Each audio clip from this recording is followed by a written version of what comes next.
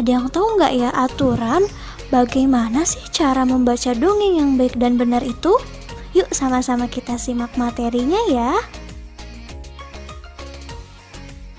Oke teman-teman, dalam membaca sebuah teks termasuk dongeng ya, itu ada beberapa hal yang perlu kita perhatikan dan perlu kita praktikkan. Yang pertama, lafal. Yang kedua, intonasi suara. Yang ketiga, ekspresi. Yang keempat, tanda baca. Dan yang kelima, suara lantang. Oke, Miss Imas jelaskan satu persatu ya. Yang pertama, lafal. Lafal itu pengucapan kata. Nah, dalam membaca dongeng kita harus memperhatikan yang pertama, kita harus mengucapkan kata dengan tepat. Yang kedua, kita harus menggunakan frasa yang tepat. Nah, yang kedua adalah intonasi suara. Ketika kita membaca dongeng, ketika menemui kalimat yang diakhiri tanda titik, berarti intonasi suaranya harus datar.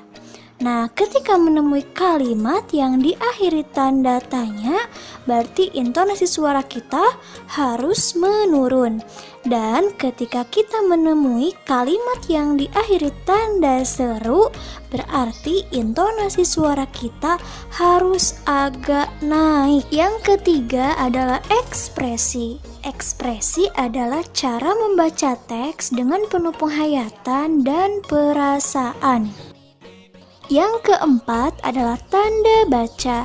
Nah teman-teman, jika kita membaca dongeng lalu kita menemukan tanda koma, maka kita berhenti sebentar lalu dilanjutkan kembali membacanya.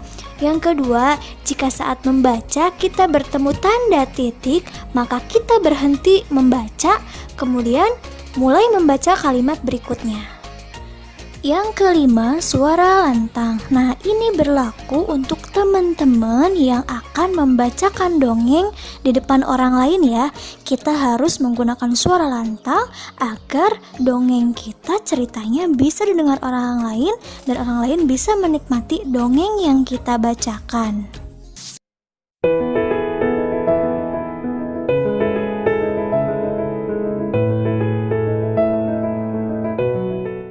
Dahulu kala ada sebuah pohon apel yang besar. Ada seorang anak laki-laki bermain di sekitar pohon itu. Dia sangat menyayangi pohon itu. Pohon itu juga senang bermain bersamanya. Waktu pun berlalu. Anak laki-laki itu tumbuh dewasa. Suatu hari ia datang kembali. Pohon apel menyambutnya dengan gembira. Bermainlah bersamaku, ajak si pohon apel.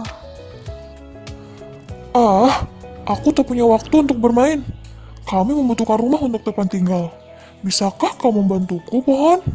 Kamu boleh memotong cabang-cabang pohonku ini untuk membangun rumahmu. Jadi anak laki-laki itu memotong semua cabang pohon dan pergi dengan riang. Pohon apel itu senang melihat temannya bahagia. Tapi dia tak pernah kembali sejak saat itu. Pohon apel kembali merasa kesepian dan sedih. Akhirnya laki-laki itu kembali lagi. Laki-laki itu dan pohon apel sekarang sudah sama-sama tua. Aku sudah tak bisa memberikan apa-apa, kata pohon apel. Tidak apa-apa, aku hanya membutuhkan sebuah tempat untuk beristirahat, jawab laki-laki itu. Baik, sisa batang pohon tua adalah tempat terbaik untuk bersandar dan beristirahat. Duduklah sini bersamaku dan istirahatlah, kata pohon apel. Laki-laki itu pun duduk bersandarkan pada batang pohon yang masih tersisa. Pohon apel pun menangis bahagia. Akhirnya mereka pun bersama lagi.